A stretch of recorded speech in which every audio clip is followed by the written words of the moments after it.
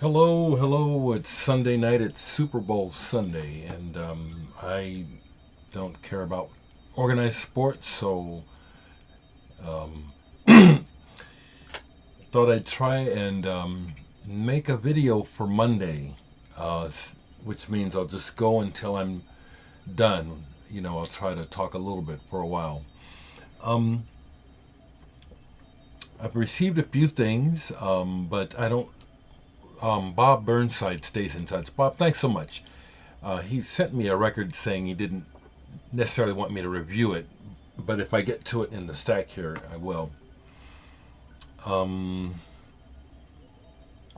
if anyone needs to know my opinion regarding sports, I used to like to play, but I've never been one much for following organized sports. If I happen to be with people and catch a good game, I can get into it. But I've mostly been, ever since again as a small kid, I just noticed the mind control thing. That's what it looked like to me. Seriously, the way that my brothers and my dad would kind of zone out to football, and I did not understand it honestly.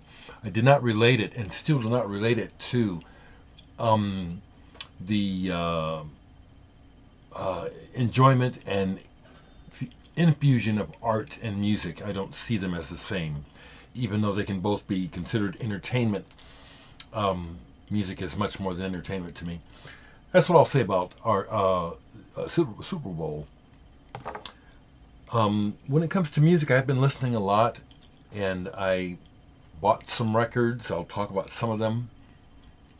Almost Music, a local record store, which was way cool, went out of business. They had their last day of business yesterday, so I had to, I had to go the one last time.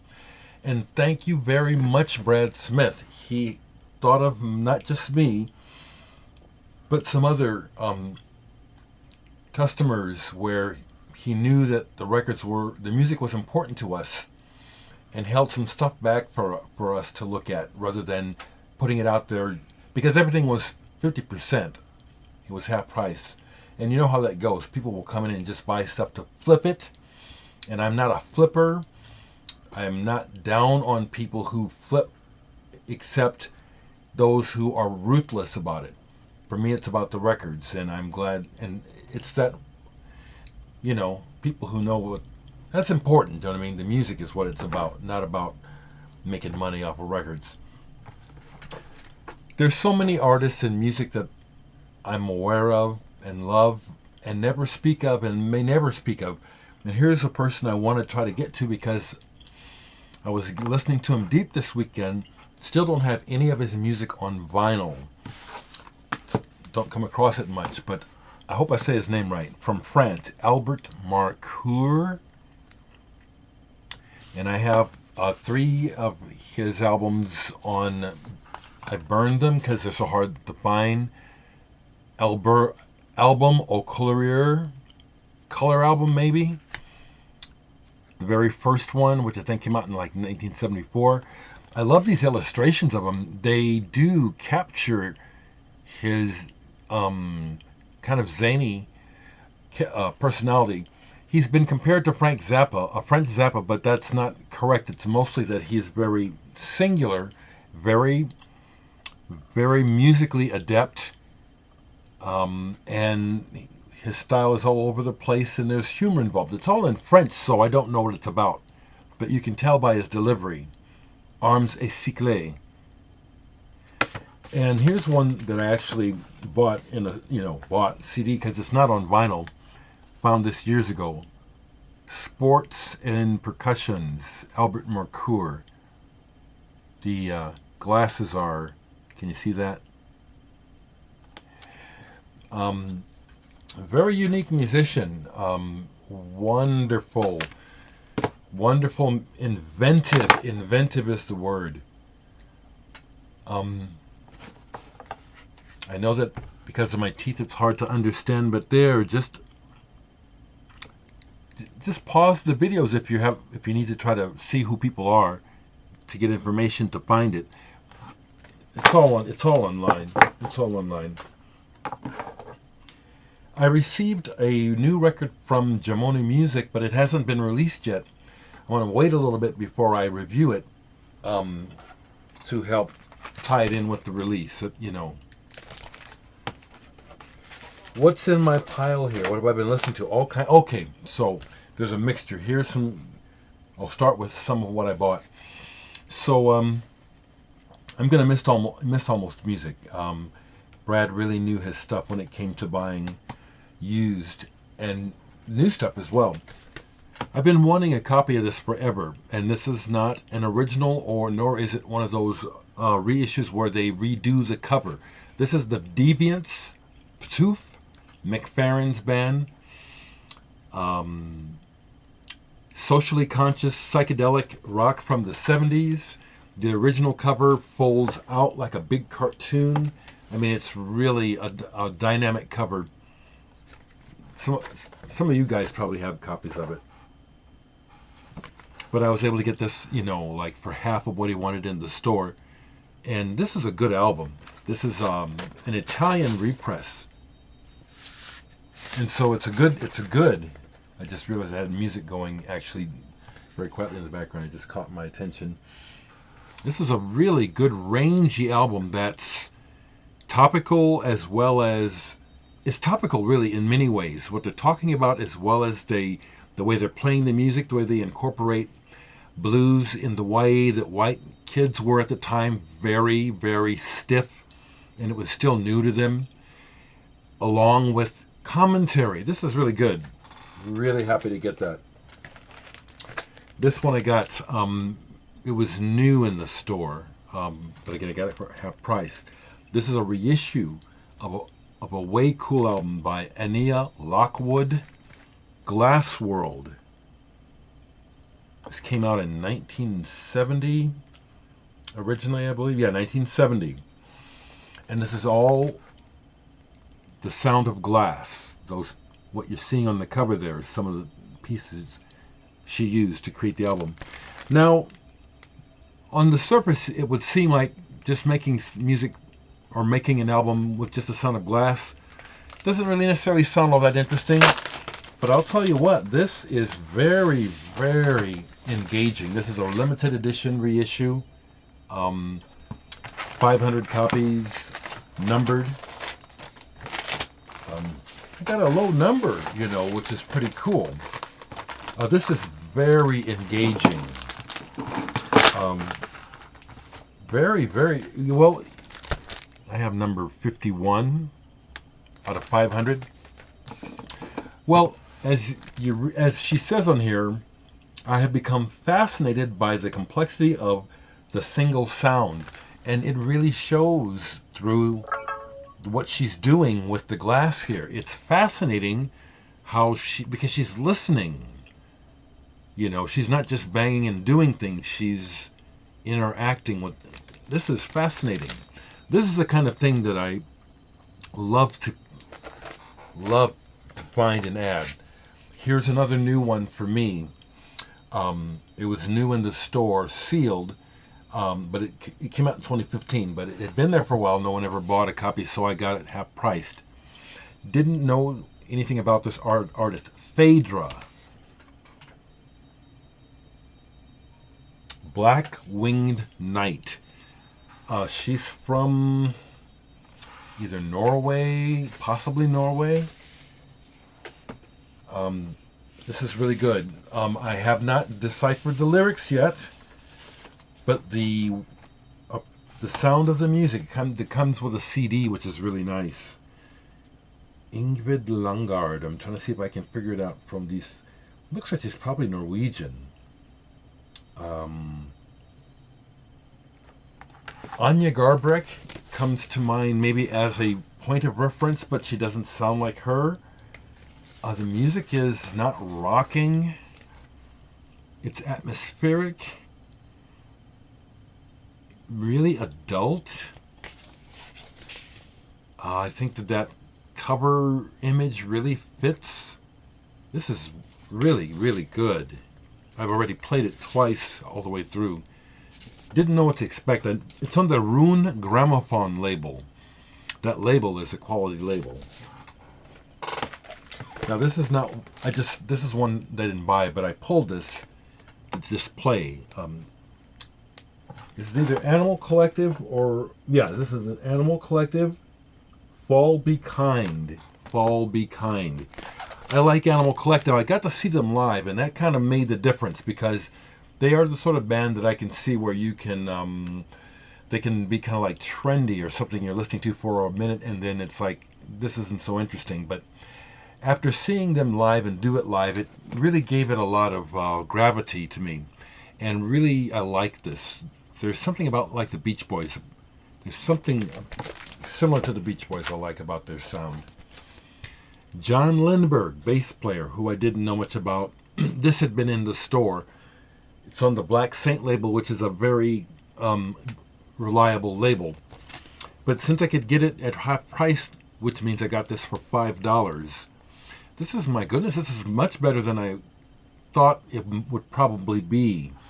It's composed, but it's coming from the School of Art Ensemble of Chicago. Free jazz with the idea of setting things up for people to find ways. There's parts of the compositions where it gets a little, it's like, oh, okay, I don't think this is really quite working, but it's not so much that, but it's like trying something that you really haven't heard anyone else do, and maybe it's not the coolest thing, but it's like, well, let's just do this. I hope that makes sense to you. This is way better than I was hoping I would, like it, but this is like, ooh, I'll be playing this again. John Lindberg.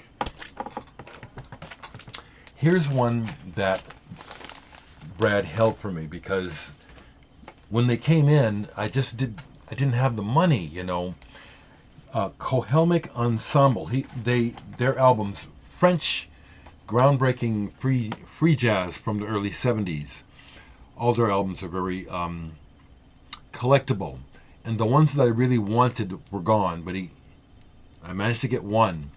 This is the one that the guitarist is not on. One of the original members who unfortunately died early on. Helmick Ensemble.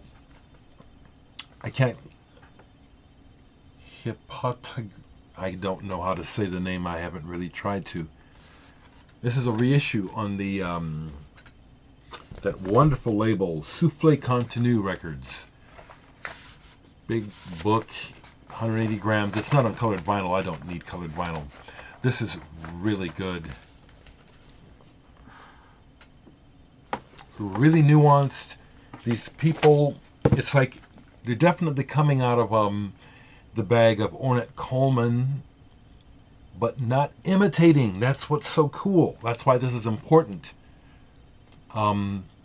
These folks were players enough and real enough that they really were taking this into their own hands instead of trying to imitate.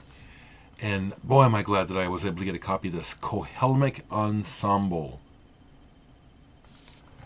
Awesome shit. Here's one where it's old, but it's been reissued. I didn't know about it when it came out, but I'm surprised it didn't because it came out of Kansas City. And this is wild. It's really what I like. Beyond the Black Crack by, is it like Reverend Frizzell, Reverend Dwight Frizzell, and Anal Magic. This is a reissue. And how can you really be offended by this cover? Come on, some guys being blown out of this lady's butt. It's cool, cooler than shit. This is a mixture of sound exploration, messing around, and it just works. It's just so weird.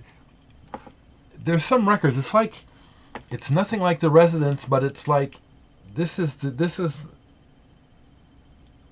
a world. This is very cool. The Black Crack, Beyond the Black Crack. Again, really happy to grab that. Now let me move forward and pull the one that I'm got going in the background so I can talk about it and turn it up for a second. I got some great records.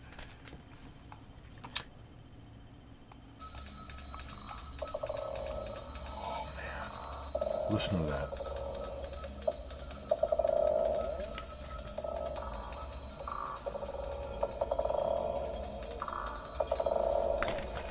François Bley, or Bale, but it's more likely Bale. Tremblement.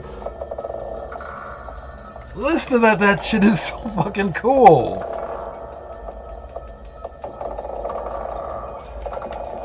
Ooh, I love this. This is one of those, again, this is coming from the old school of sound exploration on a serious level. It's like what they're doing really is, you can hear it. I can hear it and feel it. Ivo Malek, I can't think of the other guys' names, so many of them. Pierre-Henri, François Bley, Tremblement. I love stuff like this. Oh man. Very, very. And this, thankfully, I was able to get it for half that price. You know, can't afford the record. Can't afford to keep up with buying records. I'm going to keep going because I'm going to let this upload overnight. It'll take hours if I keep going. That's still François Bley. So, I actually, when I'm not doing gigs and stuff, I spend a lot of time at home. I don't do a lot of hanging out in public or going out.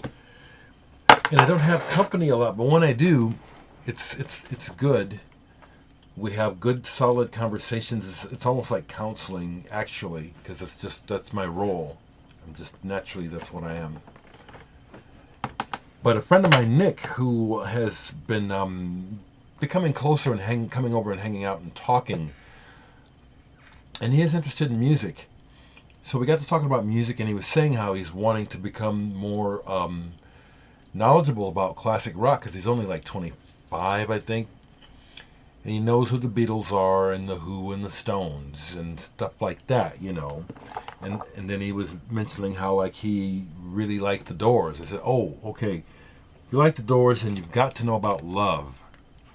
And this album, Forever Changes. Contemporaries of Jim Morrison, right? Manzanera and the Doors. Same label. Elektra. This is a reissue on Sundays. This is absolutely a classic rock album. And a groundbreaking album. And an important album in a lot of ways. Black History Month. Here we have back in the 60s, integrated group led by two black guys. Even though Brian McLean, I think the kid with the bold cut, I think, was very important to the sound, and his writing was really important. But I played this for Nick, and blew his mind. You know what I'm saying? This is killer shit. Yeah, so I played this again after he left it again. Played some of this too, their first album. I happen to have an original of this. Yeah. Okay, I've got records. This is one Pro 424. This was sent to me last year by the label L'Amour Records. This is a new release. And I've been playing this when it comes up in the pile, I play it. I really like this. Really highly recommend this. For people who like twinkly, tangerine, dreamy, but yet going even further into the more modern Aphex Twin type of electronics, and it sounds like neither of them. This is just so melodic and wonderful, and it just goes on and it goes on, and you want it to go on. Pro 424. I went to the C. Before Immunity. I highly recommend this. L'Amour Records. Highly recommend that. I pulled this from my album, Digital Sex. I didn't play it, but I was talking to my friend Nick about bands and just mess, kind of explaining how bands start with one aim and end up going separate ways, and it's just so common. So I thought I'd show it since it's out. One of my original claims to fame. Phil Manzanera just had a birthday. He's a friend of mine on Facebook. I wished him happy birthday. Great album. I love how it's cool. Robert Wyatt's birthday is the 30th, and then Manzanera's is the 31st, and this album starts with Robert Wyatt as a guest vocalist on Frontera. This is a great album. Great. Diamond Head. Phil Manzanera from Roxy Music. Brazilian cat, if you didn't know. Another score at the Almost Music. It had been there for a while. This is a reissue from Light in the Attic. Originals of these are pricey. The Free Design. There is a song. I have 2 of their other albums. Vocal group, harmonies, beautiful. It's a good album. Here's one I got yesterday that I took a chance on because it was half price, so I got it for maybe $8, maybe. I didn't know anything about this artist, Dereck Bischoff. J-H-E-R-E-K. Dereck Bischoff. Composed. Now, what caught my attention was who he has as guests on the album.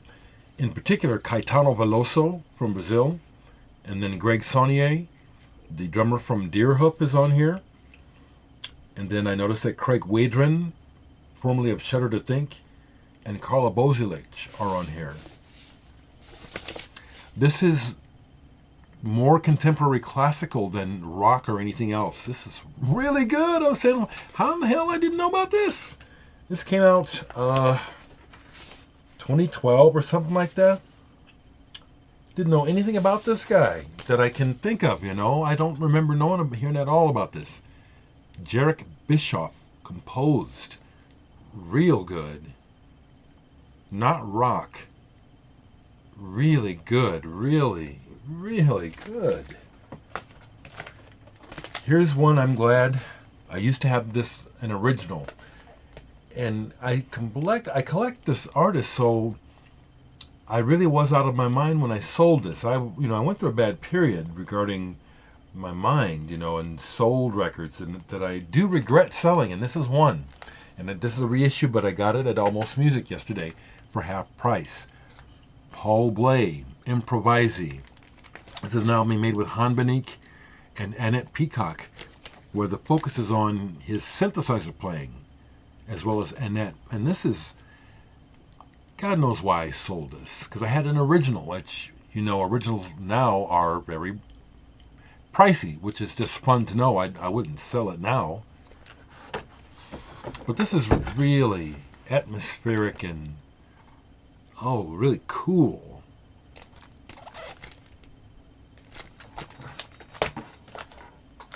I got 2 more. Like I said, I had to. It was the last day of the store. This was half price, so I got it for $10.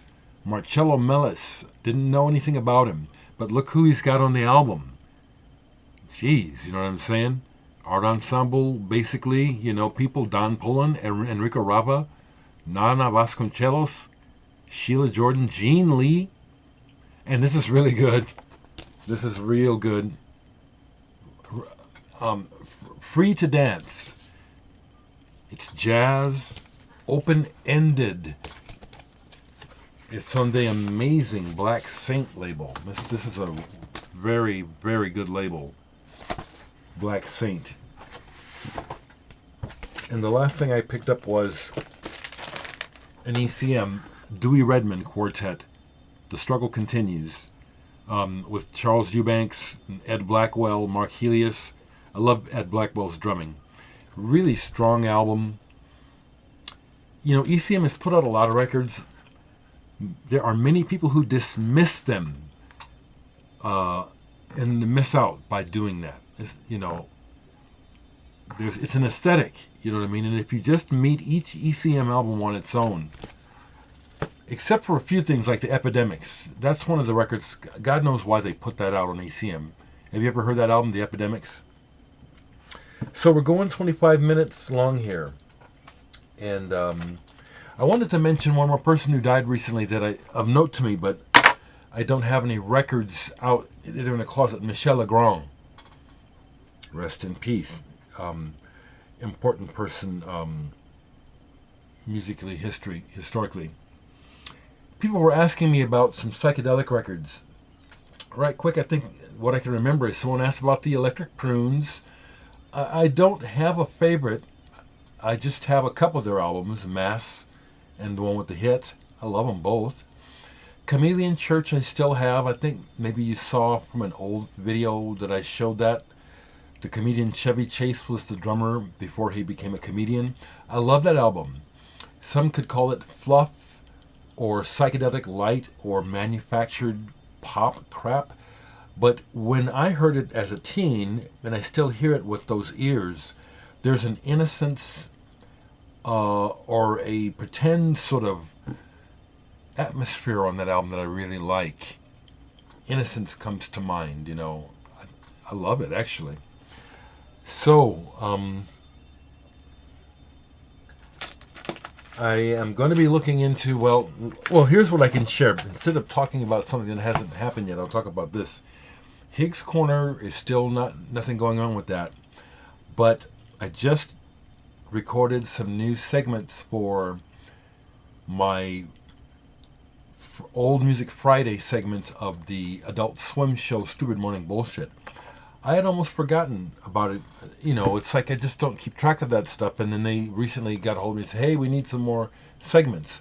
So some new segments on Adult Swim of my little bit are coming. Okay, I'll talk to you soon. Hope this video came out okay.